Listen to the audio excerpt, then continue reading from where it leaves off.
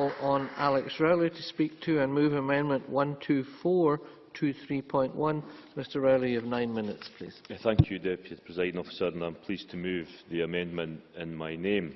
I was a bit concerned when I heard the Minister start off his speech there that we were going to have the debate today about the merits or otherwise of the council tax and what should be replacing it. Because that's not for today. That is obviously why the Commission was set up, and that's why I wanted to amend the motion, because the Local Government Committee, while it carried out its report on flexibility and autonomy of local government, heard a lot of evidence for a lot of different people with expertise in local government and in government more generally, and they all raised the issue of local government finance and the fact that we needed to put local government finance on a stable footing moving forward. And that's why I think it's important that the Local Government Committee recognised that and highlighted in the report and called for an all-party group to be pulled together to try and move this thing forward. The Local Government Committee did make the point that local authority funding and expenditure in Scotland in the current year is expected to exceed £11.5 billion across the 32 local authorities, and that highlights, I think, just how important local government is to every community across Scotland.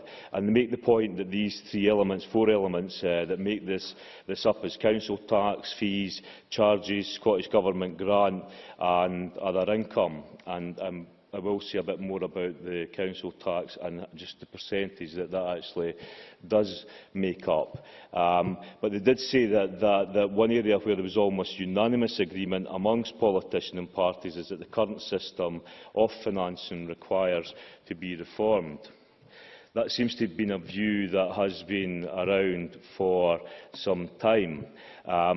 I am disappointed that the Conservative group have taken the decision not to participate within the Commission, and I say that because, like the Minister, I don't have an expectation that we will reach a conclusion and we will then say that's a system of local government finance that needs to be put in place.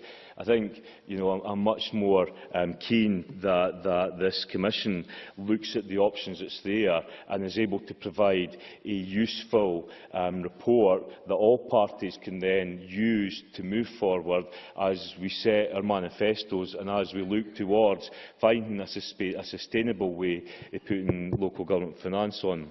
Gavin Brown. I'm grateful to the member for agreeing. Is it his view then that this Commission will not come up with recommendations? I think the Commission may choose to advise on the benefits and merits of each of the different options that it looks at, and if it's informative and if it's able to bring forward a number and a range of options that are available, it will be for the political parties.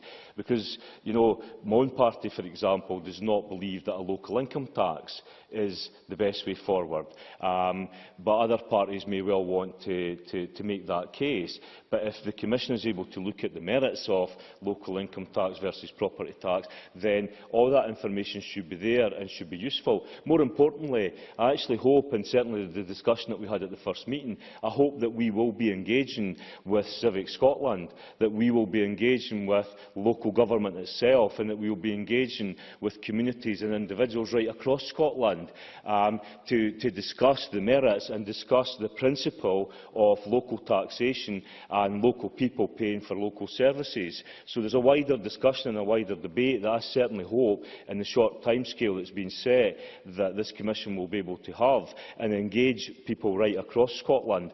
Because there's no doubt about it, at the end of the day, the council tax freeze has been popular.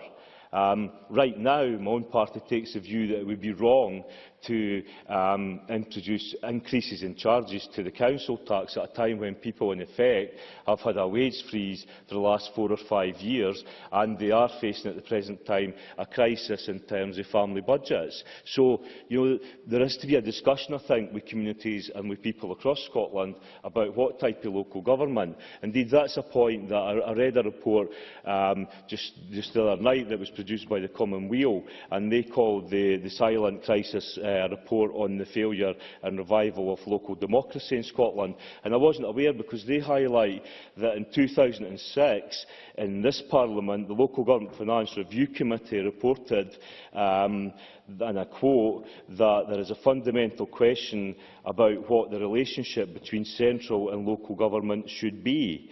There is a long-standing and unresolved debate about their respective roles. The committee view is that it is essential that the Scottish Parliament, the Scottish Executive as it was then, and local authorities grasp the nettle and resolve what appears to be a corrosive argument about their relationship.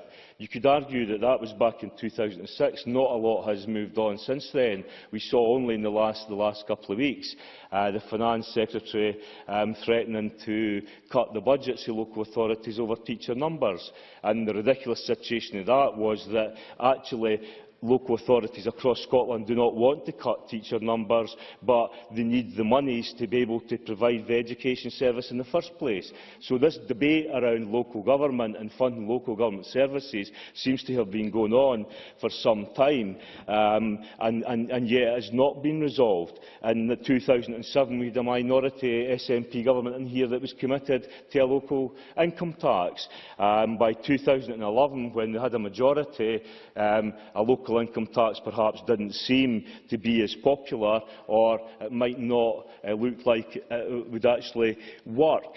So we have travelled some distance and not actually made a lot of progress when it comes to financing local government. But hopefully some of my colleagues and some of the speakers today will start to highlight actually why local government is so important and why we need to find a way forward. COSLA last year produced a report with partners, the Commission for Local Democracy, and in that published report they stated that 50 years ago local authorities raised well over 50% of their own income through local taxation. As recently as 1998, around half was still generated in this way. Today that has fallen to some 18%.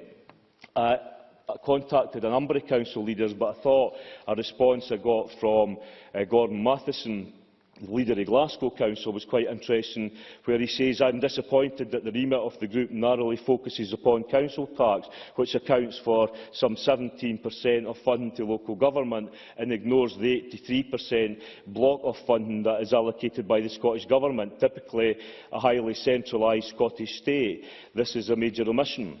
He goes on to say, since 2008-09, Glasgow's percentage share of the variable local government settlement has reduced from 13.9% to 12.8% for 15-16. In cash terms, this equates to a difference of £109 million for 15-16. The distribution formula has a greater impact on Glasgow than the council tax freeze does. Yep. In his last minute. I'm sorry, Mr Stewart. So the point being that certainly this Commission, and looking at local taxation in isolation, is not going to be the panacea for all the issues in terms of local government finance, and there needs to be a much wider debate, and that's for the political parties to have. When the political parties come forward with their proposals and for the elections next year, then how we actually fund local government, not just that 17–18%, but how we fund all the local government and the important role of local government, it seems to me, will be the important issue as we move forward. And just in finishing, Presiding Officer, the reason it is so important is because if we look at local government actually does something that this Parliament really doesn't do every day. Every day in local government across Scotland, local authorities are impacting on people's lives. They are delivering services. They're at the coalface when it comes to tackling poverty and inequality, when it comes to jobs and apprenticeships, when it comes to housing. In all these areas, local government is key. It's far too important for us not to get the answers, and that's why we will be supporting, as amended, the motion that's brought forward today. Thanks so much.